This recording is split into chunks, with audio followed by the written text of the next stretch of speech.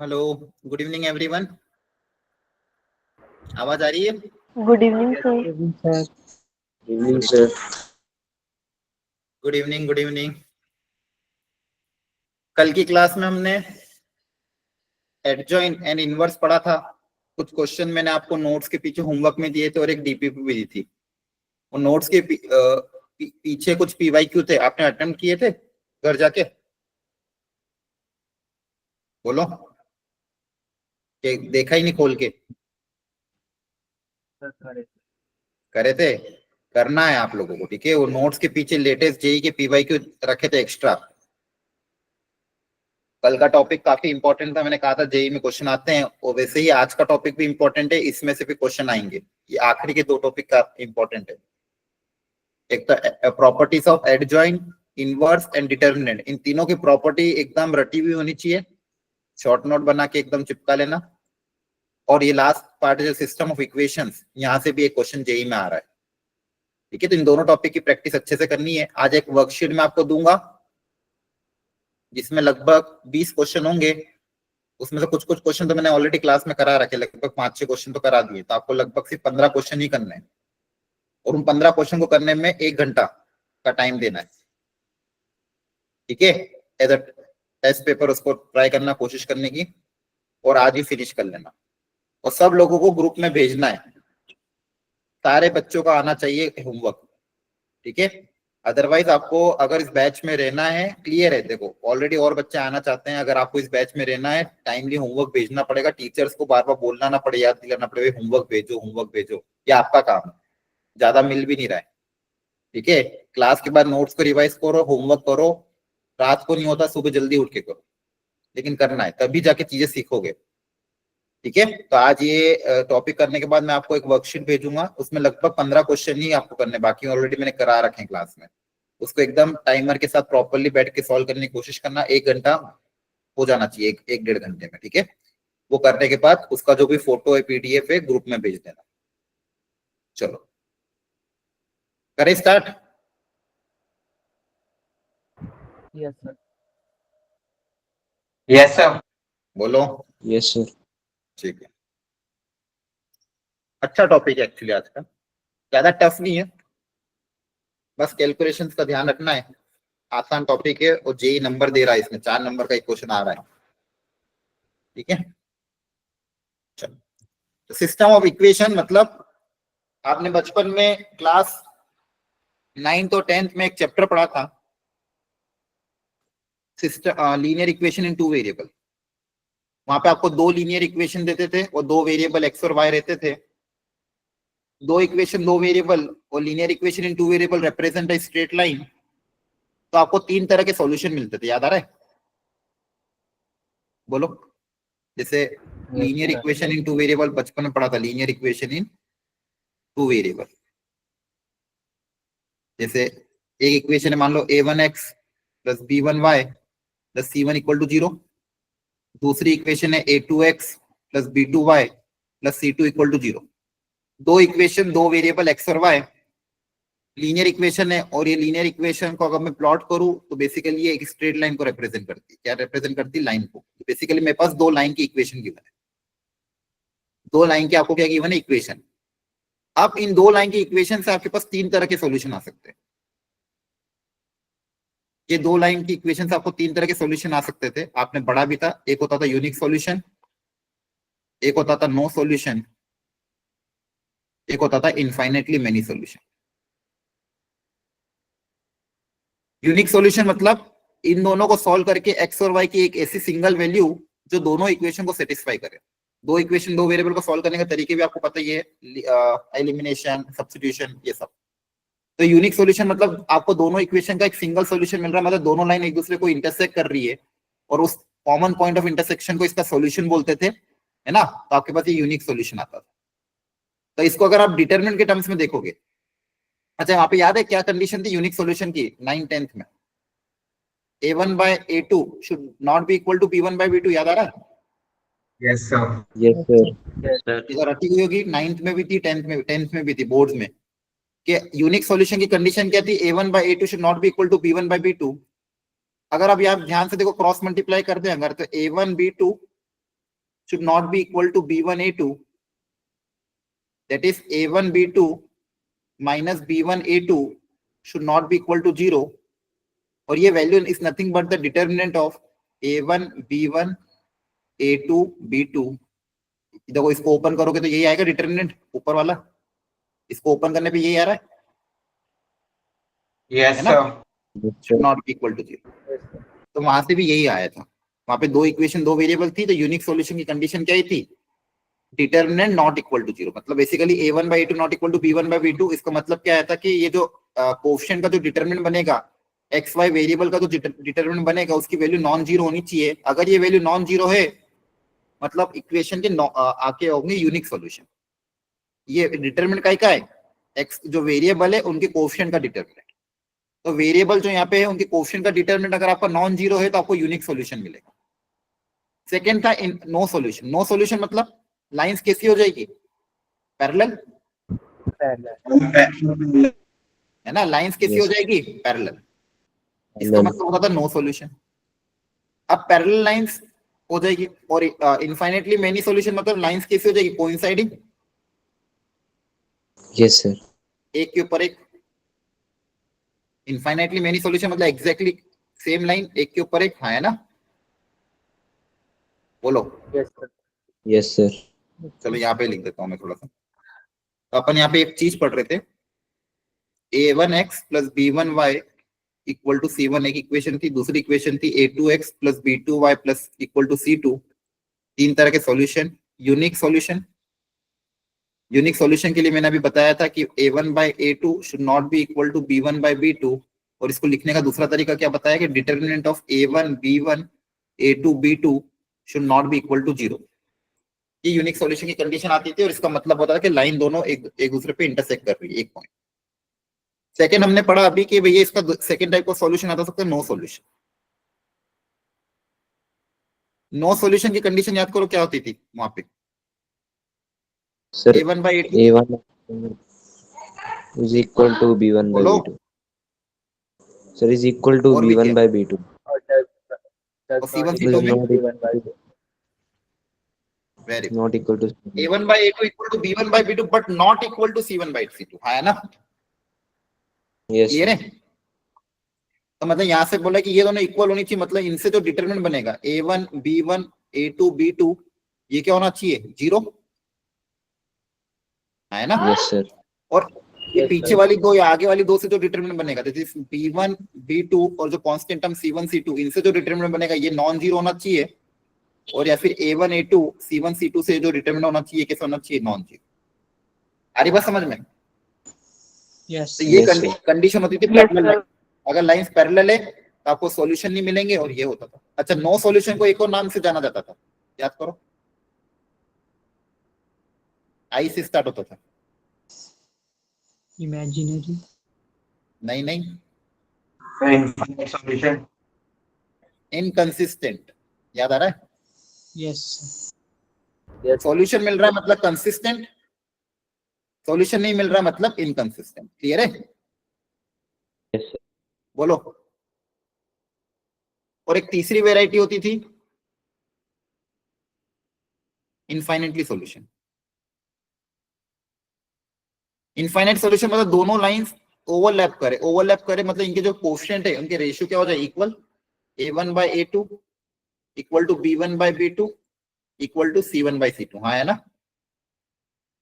Yes. यहाँ पे जो भी डिटर्मिनेंट हो a1 b1 a2 b2 ये भी 0 हो, और b1 c1 b2 c2 ये सब 0, हाँ है ना। a1 a2 c1 c2 सारे के सारे डिटरमिनेंट कैसे होने चाहिए, 0 होने चाहिए। तो ऐसे केस में आपको मिलते हैं इनफाइनाइटली मेनी सॉल्यूशन। ये आपने जो चीज पढ़ी थी बचपन में उसी का अब आगे कंटिन्यूएशन है।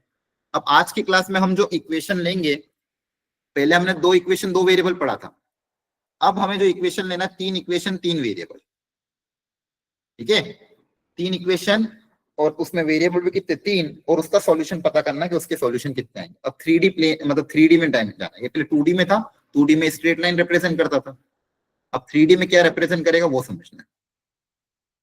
ठीक, अब मेरे पास अगर तीन इक्वेशन तीन वेरिएबल आ गया, a1x plus B1Y plus C1Z लिखते भी जाना इक्वल टू D1 पहली इक्वेशन, या फिर आप चाहो तो प्लस D1 इक्वल टू 0 भी लिख दो, कैसा भी लिख दो,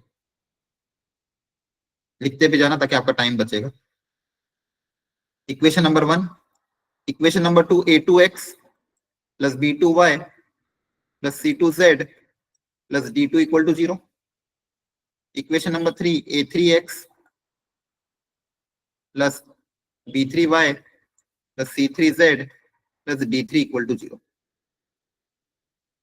अब ये जो इक्वेशन है, सबसे पहले बताओ अगर इसको हम प्लॉट करें 3D प्लेन में तो क्या रिप्रेजेंट करेगी, किस तरह का कर्व दिखेगा, क्या कोई बता सकता है? इसको अगर मैं प्लॉट करूं, जैसे क्वाड्रेटिक का पैराबोला होता है, linear equation in two variable का स्ट्रेट लाइन होता है, इसको अगर हम प्लॉट करें तो 3D में क्या रिप्रेजेंट करेगा? ठीक, चलो अब आगे याद रखना, बेसिकली ये जो है 3D में एक प्लेन को रिप्रेजेंट करेगा। प्लेन मतलब समझते हो, जैसे आपकी कॉपी का पेज हो गया, ये स्क्रीन हो गई, ये सब क्या है? प्लेन है ना। दीवार हो गई, ये सब क्या है? प्लेन है। हेलो, आवाज आ रही है? Yes sir. Yes, sir. आया ना, जवाब भी तो समझ में आ रहा है। ये क्या रिप्रेजेंट करेगा? प्लेन को रिप्रेजेंट करेगा। तो बेसिकली मेरे पास कितने प्लेन हो गए बोलो? 3 प्लेन। Very good. अब 3 प्लेन यहाँ पे हो गए मेरे पास। अब ये 3 प्लेन के भी वापस 3 तरह के सॉल्यूशन आएंगे। वो 3 तरह के सॉल्यूशन कैसे होंगे वो भी मैं आपको बताऊंगा आज, ठीक है। इसका डायग्राम भी आपको दिखाऊंगा एक बार में। वो वैसे अब एडवांस में पढ़ाता हूँ, लेकिन फिर भी बस डायग्राम एक बार दिखाऊंगा तो आपको विजुअलाइज हो जाएगा। अब यहाँ पे भी बच्चों सेम चीज है। यहाँ पे मेरे पास 3 तरह के सॉल्यूशन आएंगे, unique solution, no solution and infinitely many solution. अब देखो, 3 इक्वेशन 3 वेरिएबल को निकालने के लिए 2 मेथड होते हैं। यहाँ से सॉल्यूशन निकालने के 2 मेथड होते हैं बच्चों। एक होता है मैट्रिक्स वाला मेथड, जिसमें रो ट्रांसफॉर्मेशन लगाते हैं, ax equal to I, ax equal to b करके रो ट्रांसफॉर्मेशन अप्लाई करके वहां से x निकालते हैं वो। लेकिन हमें वो वाला अप्लाई नहीं करना, बहुत लेंथी भी होता है और सिलेबस में भी नहीं है। और जो अच्छा मेथड है, शॉर्ट मेथड, जिससे क्वेश्चन भी प्रॉपर्ली सॉल्व होता है, वो है क्रैमर्स रूल। तो हमें सॉल्यूशन निकालना है बाय यूजिंग क्रैमर्स रूल। लिख लो आप, बाय यूजिंग, अगली लाइन के नीचे लिख लेना क्रैमर्स रूल। क्रैमर्स रूल्स की मदद से इसके सॉल्यूशन निकालना। सॉल्यूशन का मतलब क्या बच्चों? एक्स वाई जेड की वैल्यू, एक्स वाई जेड की वो वैल्यू जो तीनों के तीनों को सेटिस्फाई करे। हाँ है ना, 3 इक्वेशन है, ठीक है। अब सॉल्यूशन निकालने के लिए बोला गया, एक काम करो, सबसे पहले 4 डिटरमिनेंट निकालो। एक तो डेल्टा, डेल्टा मतलब सारे एक्स वाई जेड के कोएफिशिएंट के का डिटरमिनेंट। तो लिख लो डेल्टा मतलब a1 b1 c1, a2 b2 c2, a3 b3 c3। यहाँ पर डेल्टा है, मतलब जो भी वेरिएबल है उनके कोएफिशिएंट का डिटरमिनेंट इज अ डेल्टा। अब 3 और डिटरमिनेंट निकाल लो। क्या हो गया? जो डेल्टा है इसका कोई मतलब ये सिंबल रिप्रेजेंट करता है, तो कोई इसका कोई नाम होगा? कुछ नाम नहीं, डेल्टा नाम लिख लो। नाम से क्या लगता है, ठीक है, डेल्टा याद बोल देना आप लोग। क्लियर है? कोएफिशिएंट का डिटरमिनेंट है ना, बस इतना याद रखना। Yes sir. क्लियर है? अब एक 3 तरह के और डिटरमिनेंट याद रखना, delta, delta x, delta y और डेल्टा जेड। ये 4 डिटरमिनेंट आपको निकालने पड़ेंगे। अगर सॉल्यूशन निकालना है तो इन चारों डिटरमिनेंट को निकालना पड़ेगा। डेल्टा एक्स को निकालने का तरीका क्या है? जो भी एक्स के कोएफिशिएंट थे a1 a2 a3, इनको रिप्लेस कर दोगे constant term d1 d2 d3 से, वो बचा हुआ एज इट इज। सिर्फ इनको रिप्लेस करना, बचा हुआ जो था पहले सा वो ऐसे लिखते भी रहना, ठीक है। फिर डेल्टा वाई निकालने के लिए y के कोएफिशिएंट को रिप्लेस कर देना constant term d1 d2 d3 से, बचा हुआ एज इट इज। और डेल्टा z में z के कोएफिशिएंट को रिप्लेस कर देना d1 d2 d3 से, बचा हुआ एज इट इज। ये आपका हो जाएगा डेल्टा एक्स, डेल्टा वाई और डेल्टा। सर हमने ये जो कोएफिशिएंट है इनको रिप्लेस क्यों करा d1 d2 d3 से? क्या हो गया? सर जी D1 D2 D3 है ना सर, हमने इनको XY और XY ऑब्जेक्ट की जो कोएफिशिएंट है उनके साथ रिप्लेस किया। आवाज है बहुत कट, एक सेकंड रुको। यहाँ पे मैंने कुछ नहीं किया है। देखो डेल्टा का मतलब क्या है, coefficient of x y z, है ना। डेल्टा एक्स क्या है अभी सीख लो बस इसको, ये एक्चुअली याद करना है इसको, ठीक है। डेरिवेशन नहीं दिमाग में रखना है, इसको याद ही करना है आपको। जितने भी जेई मेंस में एडवांस में क्वेश्चन आए आपको डायरेक्ट फॉर्मूला अप्लाई करके ही करना है, बस अभी समझ लो। डेल्टा डेल्टा निकालने का तरीका आसान है, एक्स वाई जेड के कोफिशिएंट लिख दो। डेल्टा एक्स निकालने का तरीका क्या है, एक्स के जो कोफिशिएंट है उनको कांस्टेंट टर्म से रिप्लेस कर दो, बाकी as it is. As it is मतलब वाई और जेड में कोई चेंज नहीं आएगा। डेल्टा वाई निकालने में सिर्फ B1 B2 B3 की जगह D1 D2 D3 आ जाएगा, बाकी सब एज इट इज। और डेल्टा जेड निकालने में ये ऐसे याद रखना है आपको। क्लियर है? Yes sir. मतलब सर याद जो जिस भी वेरिएबल का निकाल रहे हैं उसके उस वाले जो उसके कोफिशिएंट है उसको छोड़ के बाकी सब लिख देने हैं। नहीं, कोफिशिएंट लिखना तो है, कोफिशिएंट की जगह D1 D2 D3 लिखना है, इसको छोड़ना थोड़ी है। जो A1 A2 A3 की जगह D1 D2 D3 आ जाएगा, सेकंड में इसकी जगह D1 D2 D3 आ जाएगा, इसकी जगह D1 D2 D3 आ जाएगा। ये हो जाएगा डेल्टा एक्स, ये हो जाएगा डेल्टा वाई, हो जाएगा delta Z, determinant of this. अब इन सब की कोई ना कोई एक वैल्यू आएगी, सिंगल वैल्यू डिटर्मिनेंट है। ये चारों वैल्यू निकालने के बाद आपका जो सॉल्यूशन आएगा वो इस तरह से कुछ आएगा। आपका जो सॉल्यूशन आएगा x इक्वल टू, एक्स की वैल्यू आएगी डेल्टा एक्स अपॉन डेल्टा, इसकी वैल्यू को इसकी जो वैल्यू आएगी दोनों की, इन दोनों को डिवाइड करोगे तो x आ जाएगा। y की वैल्यू आएगी delta y divide by delta, और z की वैल्यू आएगी डेल्टा z की जो वैल्यू आएगी उसको डेल्टा से डिवाइड करोगे तो आपका x y z। इसको बोलते हैं क्रैमर्स रूल। मतलब क्रैमर्स रूल की मदद से x y z निकालने का जो फॉर्मूला वो ये, x की वैल्यू निकलती है delta x by delta, delta x मतलब ये कोई ये डिटरमिनेंट की value divided by this determinant की वैल्यू, y मतलब ये, z मतलब। आपको टेंशन मतलब सॉल्यूशन निकलवाना नहीं आएगा, आपको बस कंडीशन अप्लाई करनी, वो मैं बताऊंगा आप क्वेश्चन के हिसाब से, लेकिन आपको बस पता होना चाहिए। x मतलब क्या है, x निकालने का तरीका formula delta x by delta, y का formula delta y by delta, और z का फॉर्मूला कितना है डेल्टा z बाय डेल्टा। यहां तक समझ में आया? Yes sir. बोलो। Yes sir. Yes sir. अब यह क्लियरली दिख रहा है जो सॉल्यूशन आए हैं एक्स वाई जेड के, delta x by delta, y का फॉर्मूला आया डेल्टा y बाय डेल्टा, और z का फॉर्मूला आया है डेल्टा z बाय डेल्टा। अगर इसको एग्जिस्ट करना है, यूनिक सॉल्यूशन प्रॉपर लाना, मतलब एक्स वाई जेड की वैल्यू अगर फाइनाइट चाहिए मुझे, तो फाइनाइट आने के लिए क्या कंडीशन होनी चाहिए? सबसे बेसिक कंडीशन, वैल्यू वो जीरो नहीं होनी चाहिए। हाँ, डिनोमिनेटर जो होना चाहिए वो नॉन जीरो होना चाहिए। और ये तो हमने पहले भी पढ़ा था कि जो डेल्टा है वो आपका कैसा होना चाहिए, नॉन जीरो। डेल्टा कैसा होना चाहिए, नॉन जीरो। और ये पहले भी हमने देखा था 2D में भी कि डेल्टा नॉन जीरो है तो सॉल्यूशन कैसा मिलता है आपको, यूनिक सॉल्यूशन। तो आपको अब ये याद रखना है कि यूनिक सॉल्यूशन की कंडीशन क्या है, delta not equal to zero. तो अगर डेल्टा नॉन जीरो होगा, न्यूमरेटर में कुछ भी कुछ फर्क नहीं पड़ता। फिर अगर डिनोमिनेटर नॉन जीरो है तो न्यूमरेटर में 0 आए 1 2 3 आए, आपको एक्स वाई जेड की कुछ ना कुछ तो वैल्यू मिलेगी। तो यूनिक सॉल्यूशन की कंडीशन क्या हो गई, delta not equal to zero. Unique solution की कंडीशन क्या होगी, कभी भी क्वेश्चन बोलेगा तो following system of equation is unique solution, तो आप क्या करते हैं ना, delta not equal to zero करते हैं। सॉल्यूशन मिल रहा है मतलब अगेन कंसिस्टेंट, है ना। यहां तक समझ में आया? Yes sir. Yes sir. Yes sir. अब कोई बोलेगा अच्छा डेल्टा नॉन जीरो तो ठीक है यूनिक सॉल्यूशन, लेकिन अगर डेल्टा जीरो आ जाए तो फिर क्या होगा? अब देखो पहले भी मैंने सिखाया था कि डेल्टा अगर जीरो आता है तो या तो आपको नो सॉल्यूशन मिलेगा, क्योंकि यहाँ पे भी देखो डेल्टा जीरो था नो सॉल्यूशन में भी, और इनफाइनाइट सॉल्यूशन में भी डेल्टा क्या था, जीरो था। लेकिन ये बच्चे हुए क्या थे, नॉन जीरो थे। तो बच्चे हुए नॉन जीरो, ये जीरो, तो कैसा मिलेगा, नो सॉल्यूशन। तो सारे के सारे जीरो तो इनफाइनाइट सॉल्यूशन। तो अगर डेल्टा जीरो आ जाए तो फिर आपको न्यूमरेटर वाले को देखना पड़ेगा, डेल्टा एक्स और डेल्टा वाई को। बेसिकली अगर इसको ध्यान से देखोगे, ये आपका था delta coefficient of x y, ये क्या था, यहाँ पे आपने किसको रिप्लेस कर दिया था, एक्स के कोफिशिएंट को रिप्लेस किया था C1 C2 से, तो ये डेल्टा एक्स हो जाएगा, ये आपका क्या हो जाएगा, डेल्टा वाई, है ना। एक तरह से वही था पहले जैसे। तो अगर मान लो डेल्टा जीरो आ जाए तो फिर अपन को डेल्टा एक्स डेल्टा वाई के बारे में देखना पड़ेगा।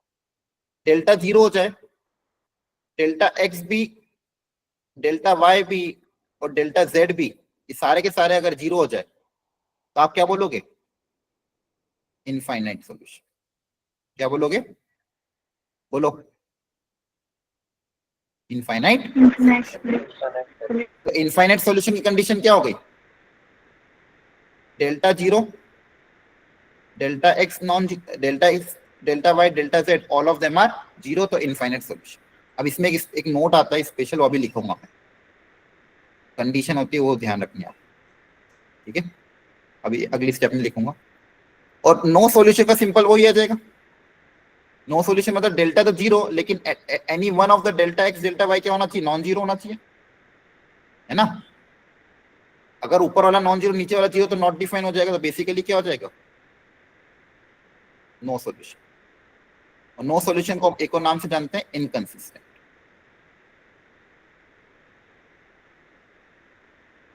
नो सॉल्यूशन को एक नाम से और जाना जाता है, इनकंसिस्टेंट।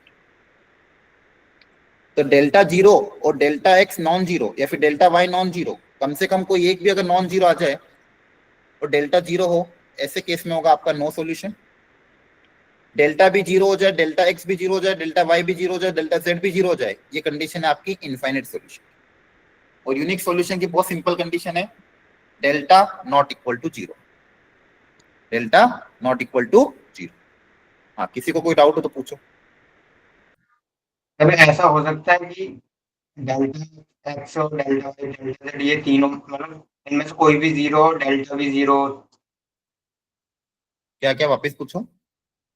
जैसे कि एक्स की वैल्यू अगर निकाल ले, उसमें अगर डेल्टा एक्स भी 0 है और डेल्टा भी 0 है, तो क्या कोई वैल्यू आ सकती है फिर?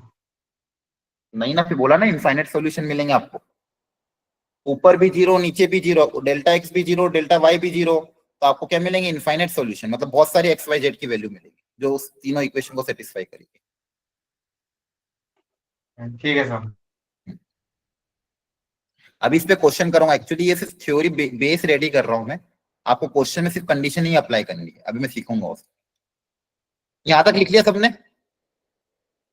बोलो। Yes sir. अब इसमें ना Yes. एक चीज होती थी, सुनना ध्यान से, कि क्या होता था, ये जो लास्ट वाला आया ना इनफाइनाइट सॉल्यूशन का केस, ये तो आपको याद रखना ही है। सारे केसेस में इनफाइनाइट सॉल्यूशन कब मिलेगा? जब सबके सब 0 हो, ठीक है? और यहाँ पे एक नोट लिखना, लिखो नोट इसके नीचे, ये नोट यहाँ पे लिख लो। Note, provided not all cofactor of delta are 0। Provided infinite solution में, provided not all cofactor of delta are 0। मतलब कोफैक्टर समझते ही हो, डेल्टा के कोफैक्टर मतलब समझते हो ना, कोफैक्टर कैसे निकालते हैं अपन, कल एडजॉइन में सिखाया था। सारे के सारे कोफैक्टर 0 नहीं होना चाहिए। बस इस पे मतलब इतना सा हल्का सा ध्यान रखना, इसमें कोई ज्यादा डीप जाना नहीं है। इसका कारण क्या है वो मैं समझाता हूँ। क्योंकि अगर मान लो कोई ऐसा डिटर्मिनेंट हुआ जिसके सारे कोफैक्टर भी 0 हो जाए, delta x delta y delta z सबके सब 0 हो जाए, मतलब तीनों की इक्वेशन, तीनों के तीनों इक्वेशन एक जैसी दिखेगा। एग्जाम्पल से समझाऊंगा मैं भी, पहले इसको लिख लो फिर समझाता हूँ। इसी के नीचे बस लिख दो provided not all the cofactor of the delta are 0। अब सुनना अच्छे से, मान लो मैं 3 इक्वेशन लिख रहा हूँ कुछ इस तरह की, x plus 2y plus 3z equal to 5, 2x plus 4y plus 6z equal to suppose to be 7, x by 2 plus y प्लस 3z by 2 equal to suppose 3। ये 3 इक्वेशन मैंने लिखी। क्या इसमें आप कुछ कॉमन चीज प्रिडिक्ट कर सकते हो क्या दिख रहा है इनमें?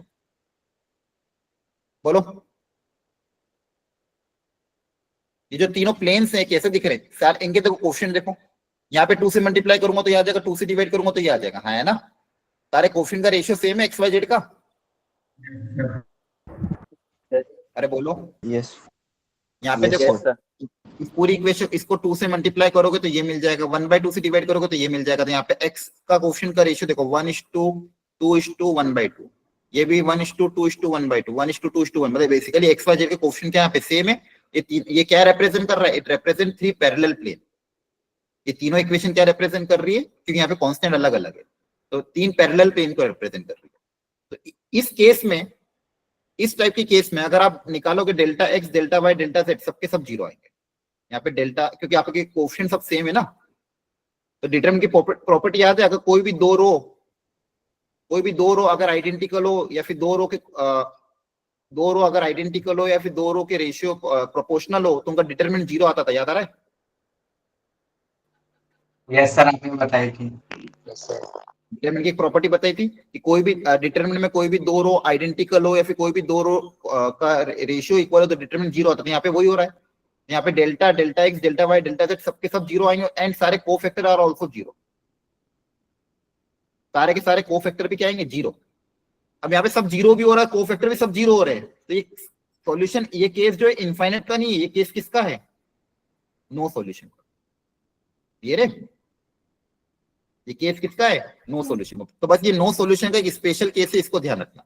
इन केस अगर सब कुछ जीरो आ रहा हो, डेल्टा एक्स भी जीरो, डेल्टा वाई भी जीरो, डेल्टा जेड भी जीरो, लेकिन सारे के सारे कोफैक्टर तक जीरो आ रहे हैं, और आपको देखो क्या कहते हैं, ये पैरेलल प्लेन्स तो दिख भी जाएंगे, तीनों इक्वेशन को ऑब्जर्व करके भी दिख जाएगा। अगर एक्स वाई जेड के तीनों इक्वेशन के रेशियो अगर सेम है, तो आपको क्या मिलेंगे, पैरेलल प्लेन्स, और पैरेलल प्लेन्स में सब कुछ जीरो होगा। तो ऐसे केस में इसको इनफाइनाइट सॉल्यूशन मत लिख देना, क्या लिखोगे, नो सॉल्यूशन लिखोगे, ठीक है। इसलिए वो स्पेशल नोट इसलिए लिखाया गया था कि मान लो delta, delta x, delta y सब जीरो हो, लेकिन सारे के सारे कोफैक्टर अगर जीरो नहीं है, तो हम क्या बोलेंगे, इनफाइनाइट सॉल्यूशन। अगर सारे के सारे कोफैक्टर जीरो नहीं है, तो हम क्या बोलेंगे, इनफाइनाइट सॉल्यूशन। लेकिन अगर सारे कोफैक्टर जीरो हो गए, तो सब कुछ जीरो हो गया, तो वो एक स्पेशल केस बनेगा नो सॉल्यूशन का। बाकी नो सॉल्यूशन का जनरल केस क्या है, delta zero, delta x non zero, delta zero, delta x या फिर डेल्टा वाई, डेल्टा जेड, कम से कम इनमें से कोई एक क्या हो जाए, नॉन जीरो हो जाए, तो वो नो सॉल्यूशन का केस। आपको बेसिकली ये तो ध्यान रखना है। देखो ये स्पेशल केस है, बहुत कम आता है, लेकिन बस बता दिए, कभी अगर आ जाए तो ध्यान रखना। बाकी आपका मेजर यही है। यूनिक सॉल्यूशन बोलेगा, रट लो इसको, इसको तो याद रखना है, वो भूल जाओ चलेगा, लेकिन ये मत भूल जाना। यूनिक सॉल्यूशन की कंडीशन क्या है, delta not equal to zero. Unique solution की कंडीशन क्या है, delta not equal to zero, एकदम दिमाग में छाप लो। नो सॉल्यूशन की condition delta zero, delta x, delta y और delta z not all zero, और इनफाइनाइट की कंडीशन सब कुछ जीरो। ये आपको एकदम याद रखना है प्रॉपर्ली, ये सबसे बेसिक है। और वो स्पेशल केस है, उसको अलग से ध्यान रखेंगे कि अगर सारे के सारे कोफैक्टर भी जीरो हो, सब कुछ जीरो हो रहा है, मतलब कहीं ना कहीं हो सकता है तीनों के तीनों पैरेलल हो, तो फिर उस केस में आपको नो सॉल्यूशन मिलेगा। अभी क्वेश्चन करूंगा मैं, सारी चीजें समझ में आ जाएगी लेक्चर के एंड तक जाते जाते। क्वेश्चन इतने टफ नहीं आते हैं, बस ये कॉन्सेप्ट आपको समझा रहा हूँ, ये बिल्डअप होना चाहिए। इसमें क्लैरिटी आ रही है, क्या हो रहा है, बोलो। Yes sir. अब देखो इसका मैं आपको डायग्राम दिखाता हूँ एक दूसरी स्लाइड में, रुक, आपको उससे थोड़ा आप देखोगे उसको तो और समझ। देखो स्क्रीन विजिबल है, यस सर। यस। तो ये सिस्टम ऑफ इक्वेशन हमने देखा, इसमें डेल्टा वगैरह चीजें आती है।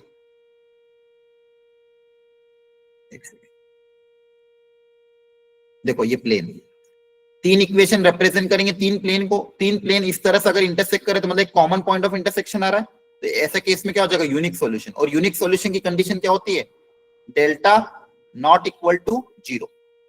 यूनिक सॉल्यूशन की कंडीशन क्या आती है बच्चों, delta not equal to zero. आगे बात समझ में, डायग्राम एंड कंडीशन बोलो।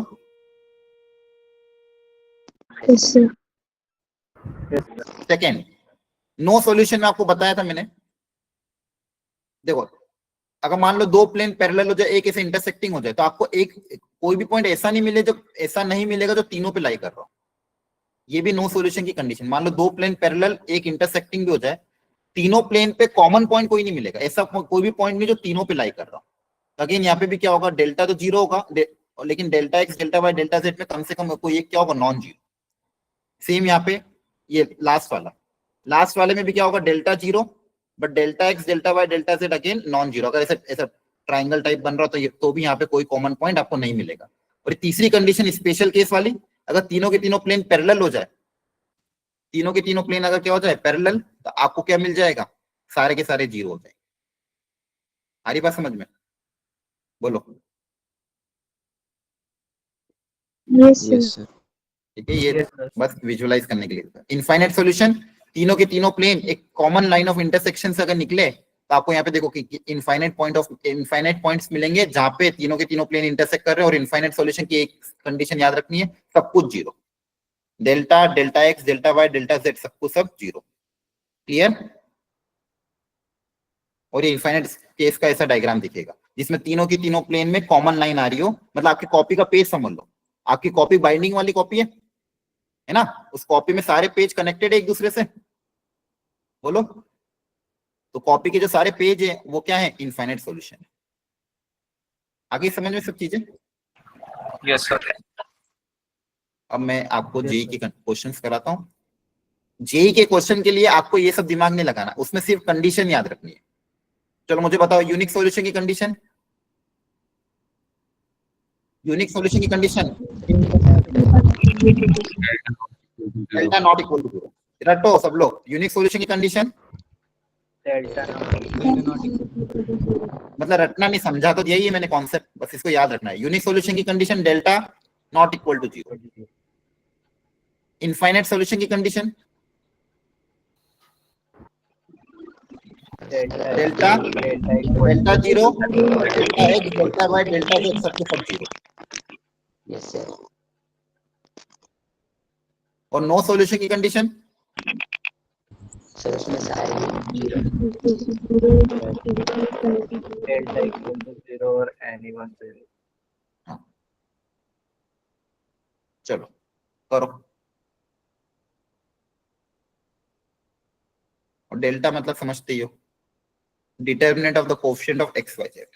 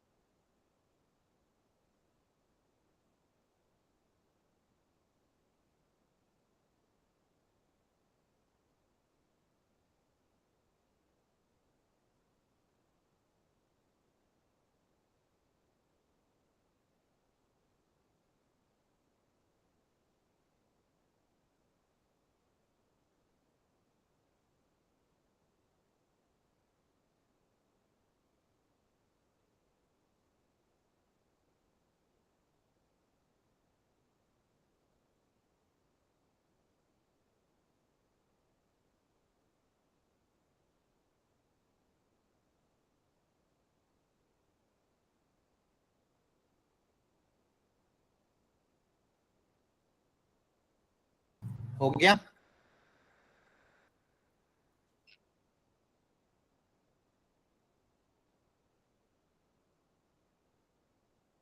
ओके देखो तरीका क्या बोला कि यूनिक सॉल्यूशन, ज्यादा दिमाग नहीं लगाना। यूनिक सॉल्यूशन बोला, वैसी कंडीशन बता दो। बोलो। Delta not is equal to zero. बस हो गया सॉल्व। यूनिक सॉल्यूशन में तो एक ही कंडीशन होती है, बाकी से कोई मतलब ही नहीं मुझे। Delta x delta y delta z से कुछ मतलब ही नहीं है। डेल्टा मतलब एक्स वाई जेड के कोफिशिएंट, सबसे पहले वाली इक्वेशन में एक्स वाई जेड का कोफिशिएंट 1 1 1, सेकेंड वाली में 2 1 -1, थर्ड वाली में 3 2 k should not be equal to 0।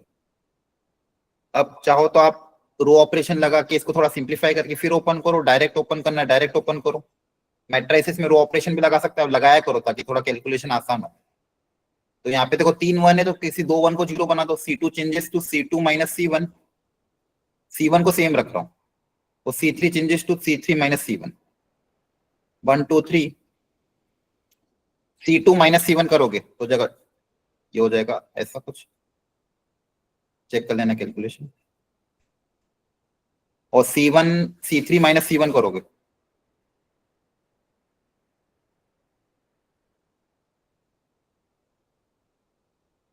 रो 1 के बाद एक्सपांड कर दो तो कितना आ जाएगा, 1 इंटू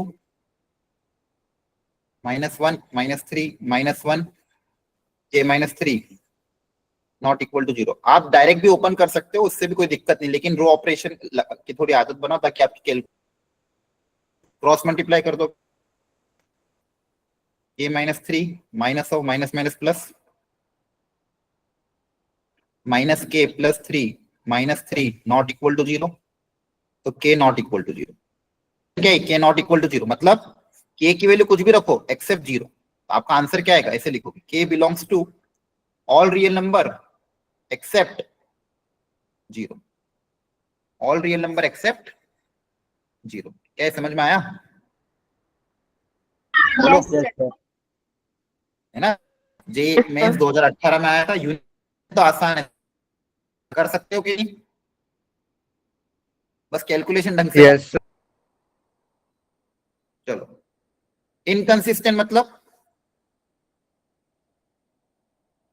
इनकंसिस्टेंट मतलब No solution. No no solution. Sir, no apply करो नो सॉल्यूशन। सॉल्यूशन। हाँ, और लेमडा की वैल्यू पता करो क्या क्या आ रही, सिर्फ लेमडा पता करो, बाकी मत सोचो क्वेश्चन में क्या पूछा है, पहले बस इनकंसिस्टेंट की कंडीशन अप्लाई करो, लेमडा पता करो।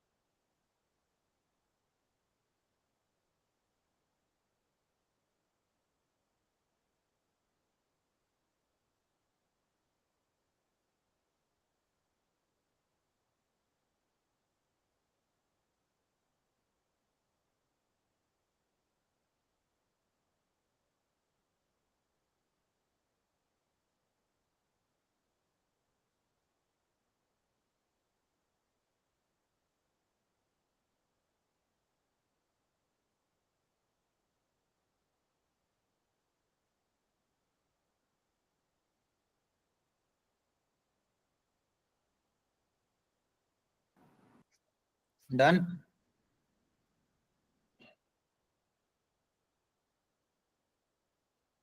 बोलो।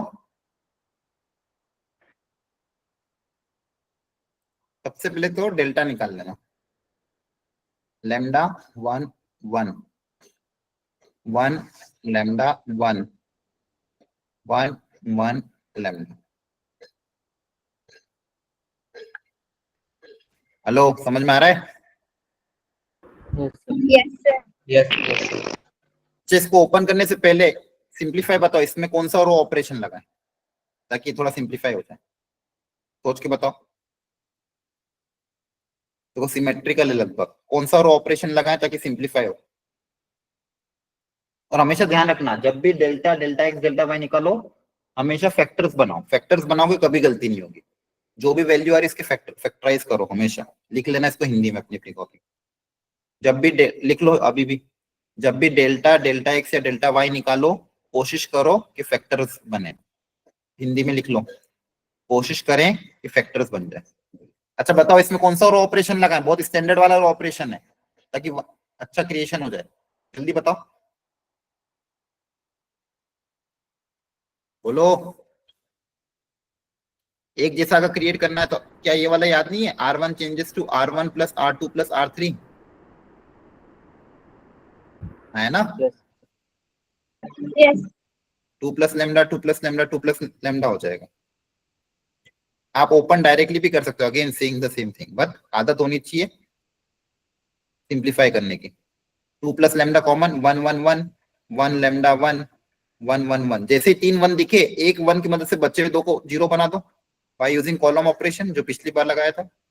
एक 1 की मदद से बचे हुए दोनों 1 को क्या बना दो? 0। तो कितना आ जाएगा? 2 plus lambda as it is, row 1 as it is, sorry column 1 as it is. Column 1 minus column 2 करोगे 0 लेमडा माइनस 1 0 0 0 लेमडा माइनस 1। अब देखो सिंप्लीफाई हो गया। अब ओपन कर लो कॉलम 1 रो 1 के अबाउट, आपके पास क्या आएगा? 2 plus lambda into lambda minus 1 का होल स्क्वायर। ये डेल्टा है आपके पास। ये क्या है बच्चों? डेल्टा। यहां तक समझ में आया? Yes, sir. सर ये देखो, 1 1 वो जो पहले मैंने नीचे सबसे नीचे हाँ 2 प्लस लेमडा, उसमें जो 1 फर्स्ट रो में 1 1 वाला आया, ये समझ में नहीं आया कैसे आया। R1 को चेंज कर दिया R1 plus R2 plus R3 से, तीनों रो को ऐड कर दो आपस में, तो आपके पास क्या आएगा? 2 plus lambda 2 plus lambda 2 plus lambda. 2 plus lambda row 1 से कॉमन निकाल लिया, तो रो 1 में क्या बचा? 1 1 1। और बची हुई चीज तो एज इट इज है पहले जैसी, तो उसमें तो कोई चेंज ही नहीं किया, सिर्फ रो 1 चेंज हुई है। ठीक है। डेल्टा एक्स कैसे निकालोगे? डेल्टा एक्स को निकालने का तरीका क्या था? कांस्टेंट टर्म रिप्लेस हो जाएंगे कॉलम 1 के, तो कॉलम 1 में क्या आ जाएगा? ये बचा हुआ एज इट इज।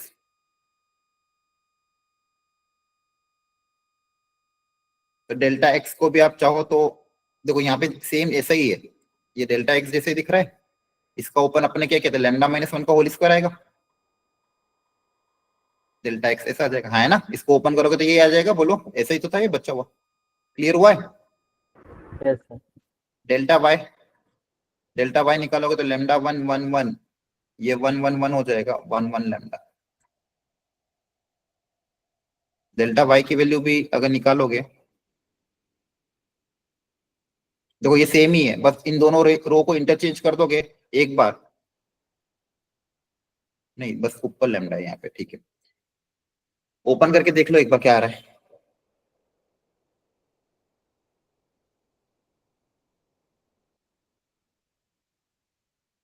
जीरो। तो ये भी लेमडा माइनस 1 का होल स्क्वायर ही आ रहा है, तो डेल्टा जेड भी वही आ जाएगा। डेल्टा जेड भी ऐसे कुछ आ रहा होगा। अब मुझे बताओ, देखो नो सॉल्यूशन की बेसिक कंडीशन क्या थी? Lambda equal to 0। No solution में क्या होना चाहिए? लेमडा 0 के बराबर होना चाहिए, बच्चे हुए नॉन जीरो के बराबर होना चाहिए। तो लेमडा को जब 0 से इक्वेट करोगे, सॉरी डेल्टा को जब 0 से इक्वेट करोगे, तो लेमडा की वैल्यू क्या क्या आएगी? ये चीज 0 कब होगी? -2 और 1. -2 और 1 पे,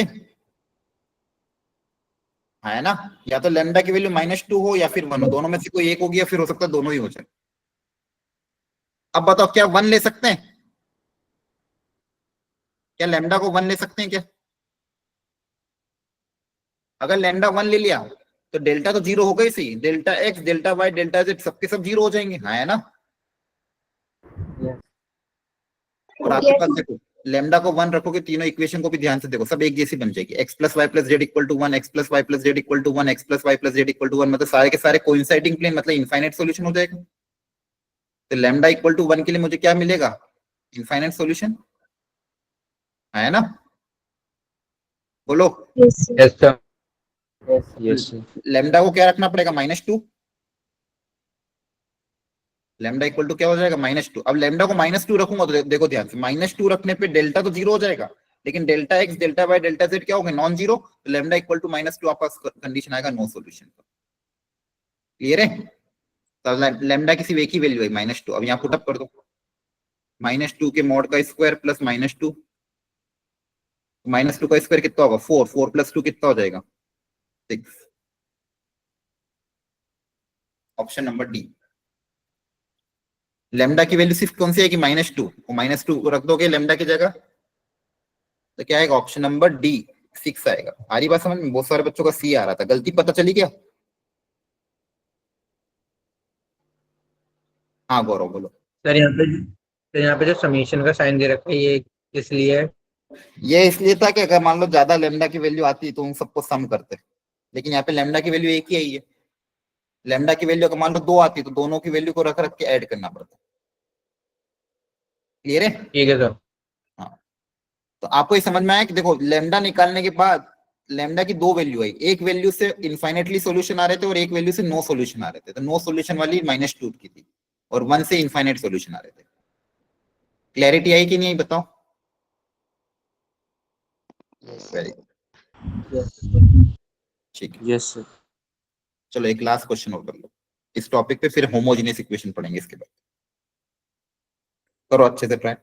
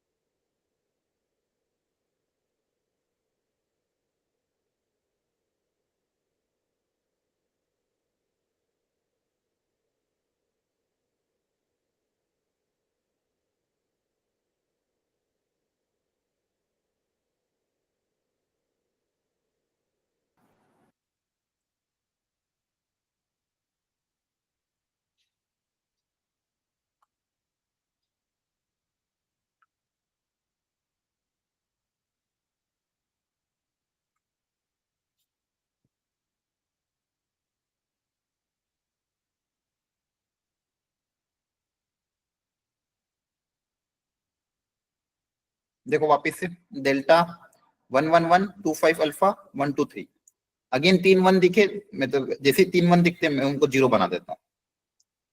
C2 minus C1 C3 minus C1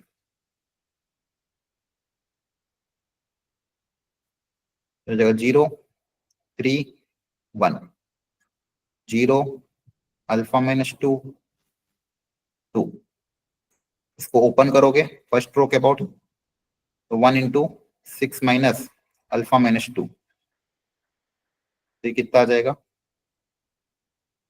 8 minus alpha check करो डेल्टा ही आ रहा था सर वेरी गुड। तो डेल्टा की वैल्यू 8 माइनस अल्फा आई, डेल्टा एक्स भी निकालना पड़ेगा तो column 1 replace by the constant term. अच्छा अगर आपको अल्फा नहीं चाहिए तो डेल्टा जेड निकाल लो सबसे बढ़िया, लेकिन इसमें अल्फा एलिमिनेट हो जाएगा है ना, डेल्टा जेड निकालेंगे तो ये अल्फा एलिमिनेट हो जाएगा, बोलो जल्दी काम हो जाएगा है ना। अपन को वैसे अल्फा बीटा निकालना है तो डेल्टा जेड निकाल लेता हूँ, मेहनत कम हो जाएगी। तो 1 2 1 1 5 2 as it is, column 3 will be replace by the constant term. Constant term क्या क्या है 6 बीटा एंड 40। अब इसको कैलकुलेट कर लेते हैं, चाहो तो ऑपरेशन लगाओ, C2 changes to C2 minus C1 and C3 changes to C3 minus 6C1. 1 2 1 as it is, 0 3 1 0 beta minus 12 और 14 minus 6 8 है ना। तो डेल्टा जेड रो 1 के वर्ड ओपन कर लोगे तो 24 माइनस ब्रैकेट में बीटा माइनस 12, तो डेल्टा जेड की वैल्यू कितनी आ गई, कितनी आ गई 36 minus beta. Yes check sir करो तो, यस सर। तो डेल्टा था आपके पास 8 माइनस बीटा, डेल्टा जेड आ रहा है ये। इनफाइनाइट सॉल्यूशन की कंडीशन क्या है, दोनों 0 है ना, बोलो यस सर।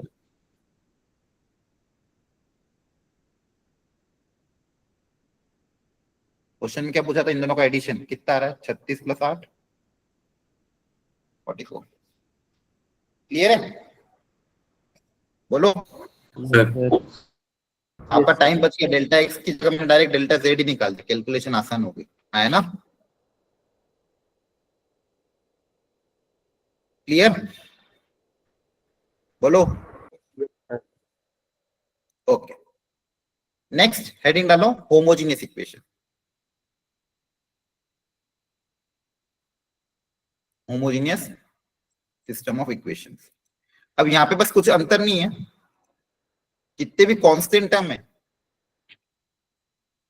अगर वो 0 हो जाए, जो D1 D2 D3 जो कांस्टेंट टर्म है अगर वो 0 हो जाए तो ऐसी इक्वेशन को हम बोलते हैं होमोजीनियस इक्वेशन।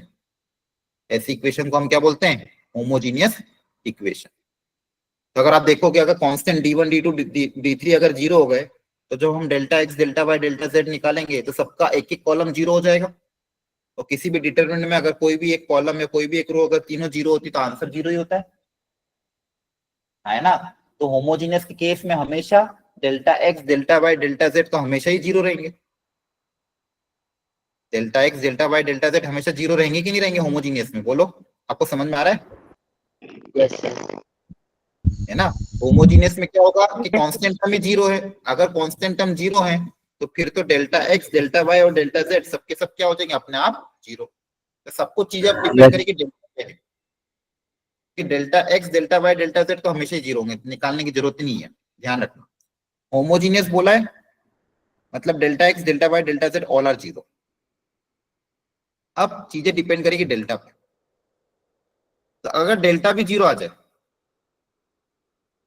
डेल्टा भी अगर 0 आ जाए, यहीं पे एक काम करते नया पेज लिख लो।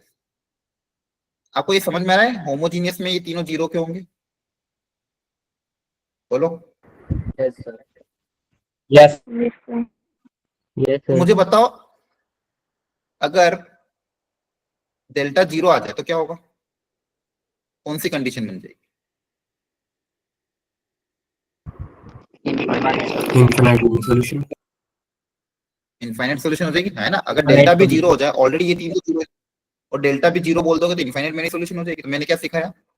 सुनना अच्छे से प्लीज, बहुत इंपॉर्टेंट है। इसमें से क्वेश्चन आते हैं, इसमें से भी, दोनों में से किसी में एक एक क्वेश्चन आया। किसी हो सकता है किसी की शिफ्ट में वहां से क्वेश्चन आ जाए, किसी की शिफ्ट में यहाँ से क्वेश्चन आ जाए, और दोनों आसान है याद रखना भी। तो होमोजेनियस इक्वेशन में हमको ये याद रखना है कि जो इक्वेशंस होती है आपने ऑलरेडी लिख रखी है, ये होमोजेनियस इक्वेशन होती है, लिख लेना। यहाँ पे D1 D2 D3 0 होते हैं, तो डेल्टा एक्स, डेल्टा वाई और डेल्टा जेड ये सब के सब तो क्या होंगे? 0 होंगे। अब चीजें मेरी डिपेंड करती है डेल्टा पे। डेल्टा कोई भी चीज, कोई भी क्वांटिटी या तो 0 होती है तो नॉन 0 होती है। दो ही पॉसिबिलिटी है, या तो ये 0 होगी या फिर नॉन 0 होगी। अगर नॉन 0 है, अगर नॉन 0 है तो नॉन 0 का तो एक ही केस होता है, क्या? यूनिक सॉल्यूशन, है ना? Yes, sir. डेल्टा नॉन 0 का तो एक ही केस होता है, यूनिक सॉल्यूशन। यूनिक सॉल्यूशन मतलब एक ही सॉल्यूशन आएगा, मतलब एक्स वाई जेड की सिर्फ एक ही वैल्यू जो तीनों को सेटिस्फाई करे। क्या यहाँ पे प्रिडिक्ट करके बता सकते हो इस इक्वेशन का ऐसा कौन सा एक्स वाई जेड की वैल्यू जो तीनों को सेटिस्फाई करेगी? Sir origin. ओरिजिन, है ना? ओरिजिन तीनों को सेटिस्फाई करेगा?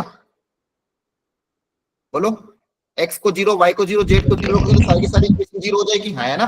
तो वो यूनिक सॉल्यूशन कौन सा होगा? 0 वाला, x equal to 0, y equal to 0 and z equal to 0। तो इसका जो यूनिक सॉल्यूशन आएगा, इस होमोजेनियस इक्वेशन का जो यूनिक सॉल्यूशन आएगा वो कौन सा आएगा? x equal to 0, y equal to 0, z equal to 0। ये ऐसा सॉल्यूशन जो तीनों को सेटिस्फाई करेगा, इसको बोलते हैं यूनिक सॉल्यूशन। और इसको एक नाम से और जाना जाता है, ट्रिवियल सॉल्यूशन। ये नाम याद रखना। तो आपको अब ये याद रखना, ट्रिवियल सॉल्यूशन बोला है तो कंडीशन क्या अप्लाई हो जाएगी? Delta equal to not equal to 0। Trivial मतलब डेल्टा नॉट इक्वल टू 0, दोनों तरह से याद रखना है। ट्रिवियल बोला है, if equation has trivial solution, जब भी ऐसा वर्ड आता है ट्रिवियल, बोलता है इक्वेशन हैज ट्रिवियल सॉल्यूशन, तो आप क्या बोलोगे? Delta not equal to 0। Trivial solution मतलब डेल्टा नॉट इक्वल टू 0। यहां तक समझ में आ गया? ठीक है।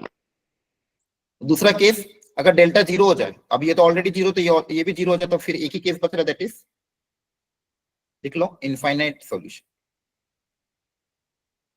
क्या बन जाएंगे? Infinite solution. मतलब आपके ऐसे इनफाइनाइट सॉल्यूशन आएंगे, मतलब कुछ ना कुछ एक्स की वैल्यू आएगी। इनफाइनाइट सॉल्यूशन कभी भी क्वेश्चन में इनफाइनाइट सॉल्यूशन बोलते हैं, कभी कभी ये भी वर्ड यूज कर लेते हैं, non zero solution. Non zero solution word use किया मतलब यही बात है, इनफाइनाइट सॉल्यूशन। और एक तीसरा नाम इनका और दिया गया है, इधर ट्रिवियल बोला था, इधर क्या बोलेंगे? Non trivial. इसको एक और स्पेशल नाम दे दिया गया है, नॉन ट्रिवियल। ये नाम याद रखने पड़ेंगे आप, क्वेश्चन में इन तीनों में से कोई भी एक नाम यूज हो जाएगा। इन तीनों में से कोई भी एक नाम यूज हो, हमें फर्क नहीं पड़ता है। इन तीनों में एक भी नाम यूज हो, हम एक ही कंडीशन अप्लाई कर देंगे, डेल्टा इक्वल टू 0। ये तीनों कंडीशन में कहीं पे भी दिखे आपको, तो आप अप्लाई क्या करोगे? Delta equal to 0। ये तीनों वर्ड अगर आएंगे कहीं पे भी, नॉन ट्रिवियल, नॉन जीरो या फिर इनफाइनाइट सॉल्यूशन, कंडीशन क्या अप्लाई करोगे? Delta equal to 0। और यूनिक सॉल्यूशन आ जाए या फिर ट्रिवियल सॉल्यूशन बोले तो डेल्टा नॉट इक्वल टू 0। भाई ये दो ही केस बनेंगे। होमोजेनियस केस, होमोजेनियस इक्वेशन में कभी भी नो सॉल्यूशन आएगा ही नहीं, सॉल्यूशन तो हमेशा ही होंगे। तो नो सॉल्यूशन की कभी कोई कंडीशन बनेगी ही नहीं होमोजेनियस में। क्लियर है? या तो यूनिक सॉल्यूशन होगा या फिर इनफाइनाइट सॉल्यूशन होगा, नो सॉल्यूशन कभी नहीं बने। दो ही तरह के, और ऑलवेज कंसिस्टेंट है। ठीक है, होमोजेनियस के केस में सिर्फ दो ही तरह के सॉल्यूशन आते हैं, या तो यूनिक सॉल्यूशन या फिर इनफाइनाइट सॉल्यूशन। यूनिक सॉल्यूशन की condition delta not equal to 0, उसको बोलते हैं ट्रिवियल सॉल्यूशन। इनफाइनाइट सॉल्यूशन की कंडीशन नॉन ट्रिवियल सॉल्यूशन या फिर नॉन जीरो सॉल्यूशन। इन तीनों में से कोई एक वर्ड आए तो डेल्टा इक्वल टू 0 कर दे। ये याद रखना बहुत जरूरी है। क्लियर है? बोलो। अब याद रखने का मैं ट्रिक सिखा रहा हूं, जुगाड़। जब भी नॉन वर्ड आए, नॉन ट्रिवियल, नॉन, तो उल्टा काम करना, नॉन आए तो इक्वल टू 0। अब देखो यहाँ पे नॉट इक्वल टू 0, तो यहाँ पे नॉट इक्वल है लेकिन वर्ड क्या है? ट्रिवियल। तो ट्रिवियल मतलब नॉट इक्वल टू 0, और नॉन ट्रिवियल मतलब इक्वल टू जीरो, उल्टा काम करना, अपोजिट। ऐसे अपोजिट याद रखना, नॉन नॉन वर्ड दिखेगा तो नॉन का उल्टा क्या कर देना, इक्वल टू जीरो कर देना, नॉन नहीं दिखेगा तो नॉट इक्वल टू जीरो कर देना, याद रह जाएगा। ऐसे याद रखोगे तो भूलोगे नहीं, ट्रिक है ये, जुगाड़। बोलो यस सर। Yes. इतना अच्छा साफ सुथरा लिखा, कलर कलर में है। बाकी टीचर्स लिखते इतना अच्छा क्या? बोलो नहीं लिखते। समझ में आ रहा है? Yes sir. Yes sir. इतने इम्पोर्टेंट है। अभी 2025 में क्वेश्चन आया था एडवांस Yes, में, sir. वहां पे वर्ड यूज हुआ था नॉन जीरो सॉल्यूशन, ठीक है। 2024 में एक वर्ड आया था नॉन ट्रिवियल सॉल्यूशन, और उसके पहले इनफाइनाइट सॉल्यूशन, मतलब पहले भी यूज होते थे। तो ये तीनों वर्ड आपके दिमाग में याद रखो, ठीक है। तो कुछ भी यूज हो आपका आंसर आएगा। चलो, जैसे यहाँ पे क्या यूज हुआ है,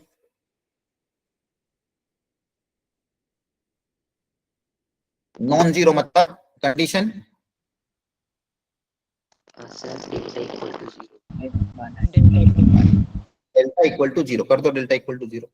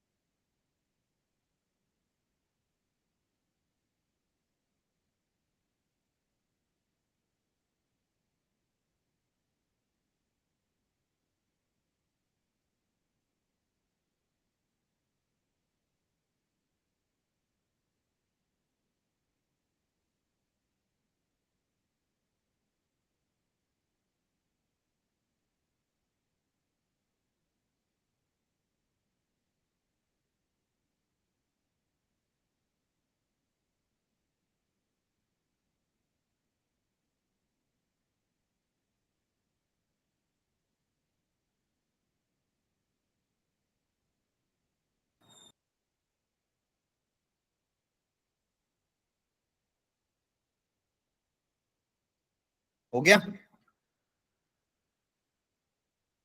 यस सर। Yes, sir.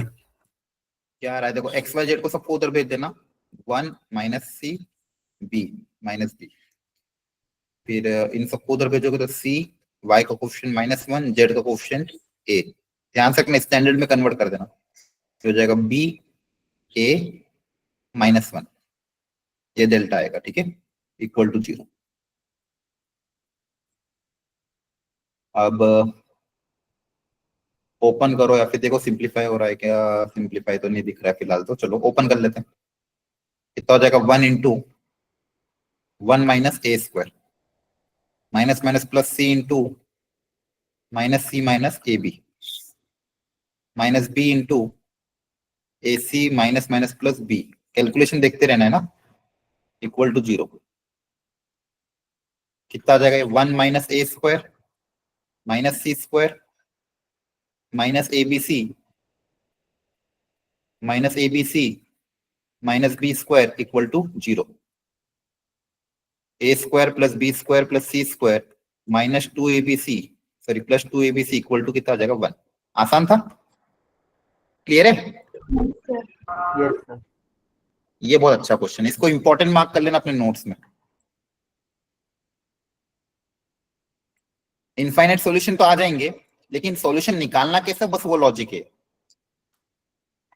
अच्छा क्वेश्चन है, गुड इलस्ट्रेशन।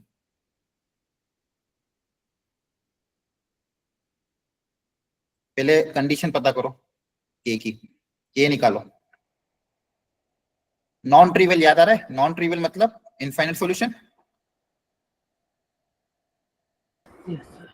नॉन है तो उल्टा करना है, नॉन है, नॉन का उल्टा इक्वल टू जीरो।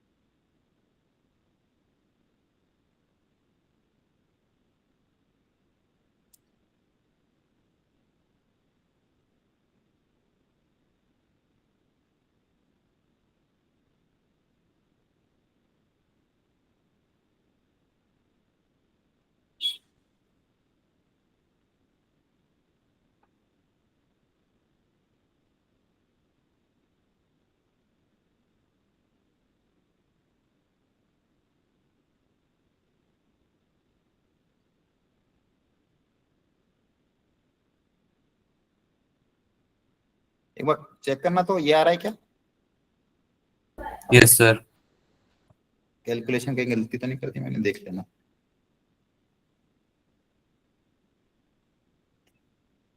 चलो के तो आ गया, लेकिन आपको ये रेशियो भी निकालना है, x by y, y by z और जेड बाय एक्स। ये आ गया है आपके पास, 3 इक्वेशन भी आ जाएगी। अभी रेशियो कैसे निकाला है,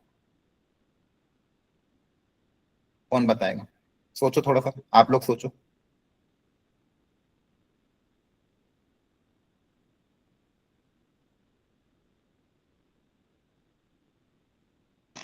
सर हमको हम एक डेल्टा एक्स का डिटरमिनेंट निकाल के उस हिसाब से 0 से स्प्लिट कर देंगे। नहीं नहीं नहीं नहीं, सिंपल लॉजिकली, माइक ऑफ करो, बिना उसके सोचो थोड़ा सा। रेशियो पता करना है आपको, 10th की मेथड, एक्स बाय वाई कैसे निकालेंगे ये सोचो पहले। 3 इक्वेशन आपके पास गिवन है,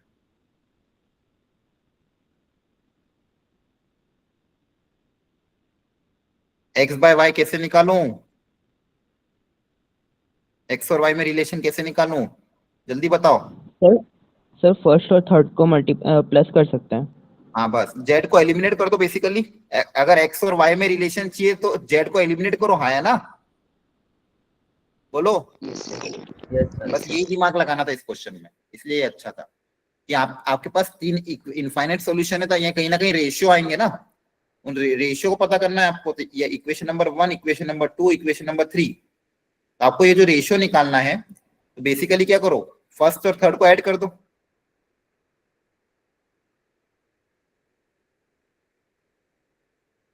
इक्वेशन 1 और 3 को ऐड करोगे तो क्या आ जाएगा, 4x प्लस 2y, जेड हट जाएगा, equal to 0। 4x equal to minus 2y, तो x बाय वाई कितना आ जाएगा, -1/2, हाँ है ना? बोलो, समझ में आ गया? इसी तरह से मान लो अगर x को एलिमिनेट करना, तो x को कैसे एलिमिनेट करोगे, x को कैसे एलिमिनेट करोगे? थर्ड को माइनस कर देंगे। The first और तो third को माइनस फर्स्ट कर और थर्ड देंगे। को माइनस कर दो, माइनस करोगे तो कितना आएगा, 4y minus 2z equal to 0, तो y बाय z कितना आ जाएगा, 1/2। क्लियर है? अब इसी तरह से लास्ट में एक बार किसको एलिमिनेट कर दोगे, y, किसको करना है, y को एलिमिनेट कर देना। क्लियर है? y को एलिमिनेट करने के लिए इक्वेशन नंबर 1 में से प्लस 3 टाइम्स इक्वेशन नंबर 3 कर दो, है ना? y उठ जाएगा, तो 1 प्लस 3 टाइम इक्वेशन 3, तो 1 प्लस 3 टाइम, तो ये हो जाएगा 2 प्लस 6 8, y उड़ गया, minus Z plus 3z, check करना कितना आ रहा है, ये 3 गुना हो जाएगा, तो 2z आ रहा है ना?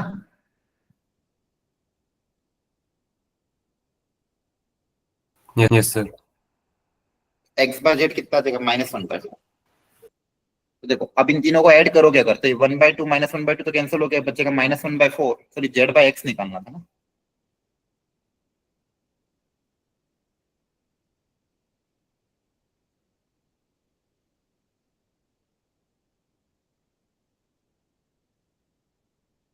चेक कर लेना कैलकुलेशन में दिक्कत ना आ जाए।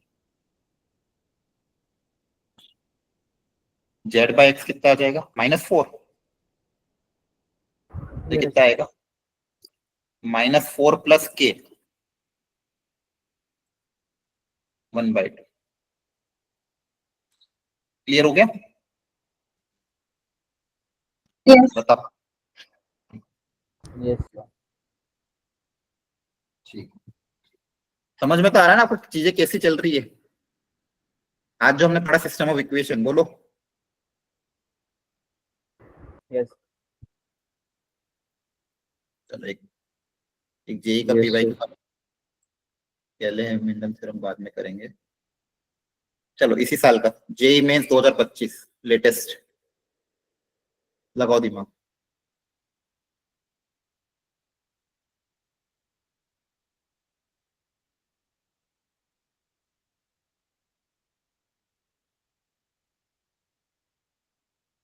कहा था ना मैंने, इस टॉपिक से ऐसे डायरेक्ट क्वेश्चन आ जाते हैं, हाँ है ना? बोलो।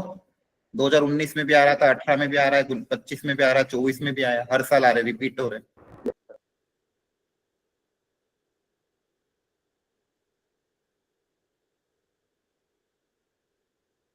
कंडीशन अप्लाई करो सब लोग, डेल्टा निकालो, डेल्टा एक्स निकालो, डेल्टा वाई निकालो।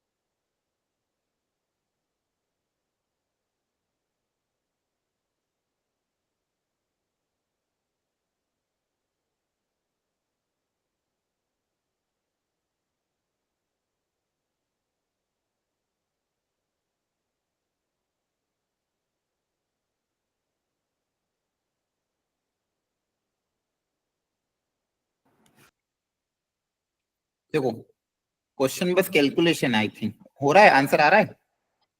इसके ऑप्शन भी दिए थे, ऑप्शन मैंने हटा दिए ताकि आप एक्यूरेट आंसर निकालने की कोशिश करो। कैलकुलेशन देखो, ये डेल्टा सही लिखा है मैंने। Hello, yes sir. एक बार ये बताना कितना आ रहा है। इसमें रो ऑपरेशन भी लगा सकते थे क्या, एक आधा दो तीन जीरो क्रिएट करके, लेकिन फिलहाल अभी डायरेक्ट ही ओपन कर दिया मैंने। ये कितना बनेगा, -15 + 140 - 18, 107। सर 107। ठीक है, देख लेना बाकी लोग भी। दूसरा निकालते डेल्टा जेड। डेल्टा जेड कितना आ जाएगा, 2।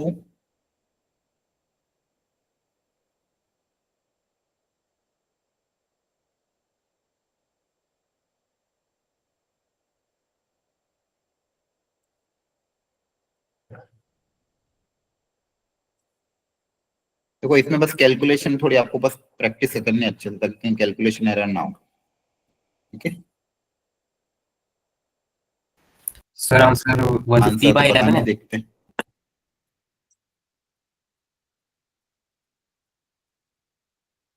Delta Z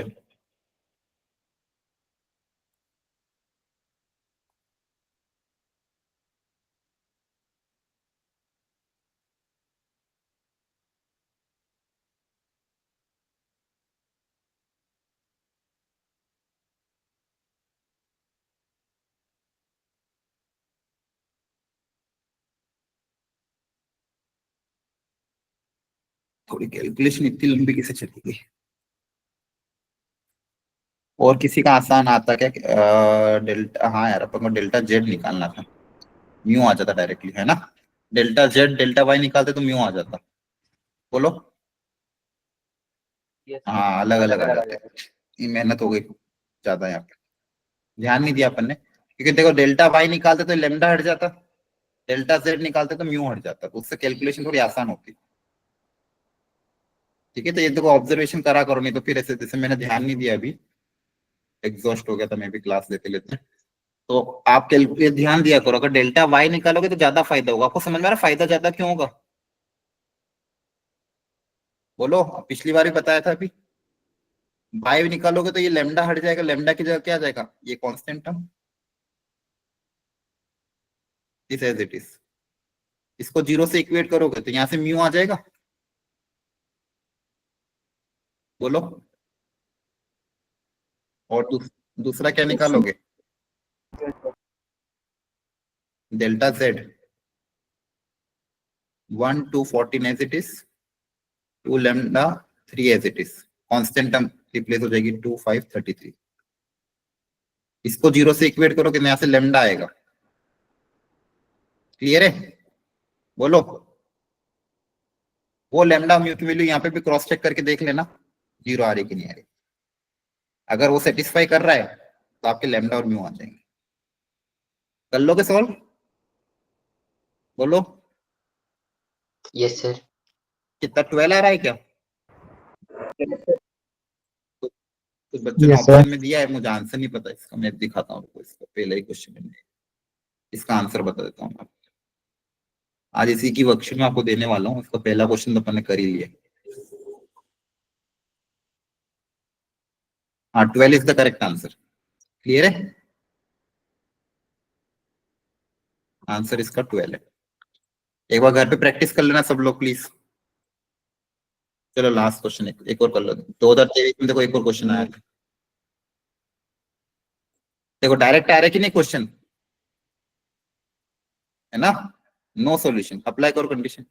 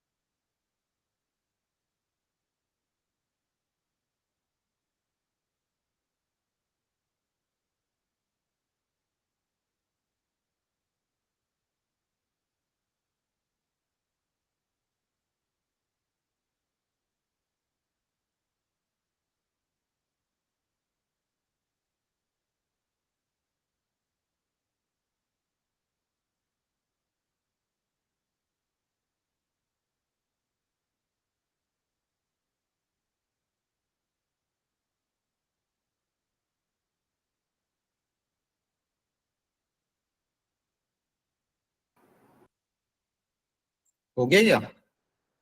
yes sir. बोलो क्या आ रहा है? ABCD Yes, sir. कौन सा आया? Bombay. B. Sir b. No solution में B. Delta equal to 0, 1 1 1 1 2 5। आसान क्वेश्चन था, देखो इसी साल आ गया। 1 5 लैम्डा इक्वल टू 0। 3 3 1 दिख रहे हैं, बना दो 0, एक एक दो दो। 1 1 1 दिस माइनस दिस करोगे 0 1 4 0 4 लैम्डा माइनस रो 1 के बाद ओपन कर दो।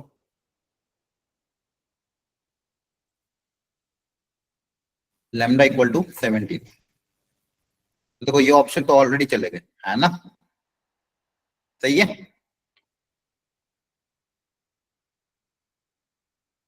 इन्हें गलती करी क्या कहीं? No sir. ठीक है, अब एक आधा कोई भी डेल्टा एक्स डेल्टा वाई निकाल दो जिसमें म्यू आ जाए, या फिर डेल्टा जेड ही निकाल लेते सबसे अच्छा। डेल्टा जेड निकालोगे तो 1 1 1 1 2 5 6 9 म्यू।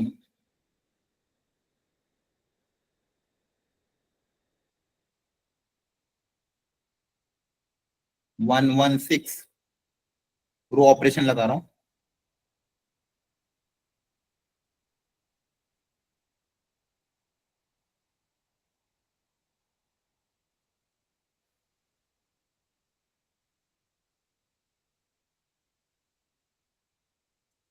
Mu minus 18।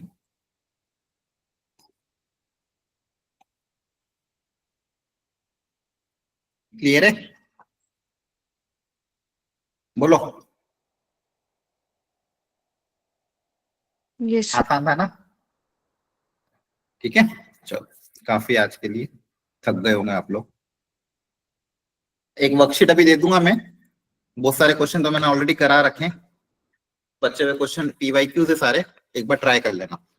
अब अगली जो क्लास है, कब है अगली क्लास अपनी? फ्राइडे को। Yes sir. Yes sir, Friday को है। तो फ्राइडे वाली क्लास में अब जो थोड़ी बहुत एक्स्ट्रा चीजें ना बच्ची कुची के कैसे डिटरमिनेंट का डिफरेंशिएशन करना है, कैसे इंटीग्रेट करना है, समेशन कैसे अप्लाई करना है, और एक एक्स्ट्रा होता है केले हैमिल्टन थ्योरम, वो थोड़ी बहुत वो बता दूंगा। एक्स्ट्रा चीजें हम जो थोड़ी थोड़ी एक्स्ट्रा है वो फिनिश करेंगे, और फिर सैटरडे वाली क्लास में टेस्ट के हिसाब से तैयारी करेंगे। तो इस वीक में अपना टॉपिक भी कवर हो जाएगा और संडे के टेस्ट का आपका रिवीजन भी हो जाएगा। ठीक है, फिर मंडे से यस नया चैप्टर चालू करेंगे। ठीक है, लिमिट्स।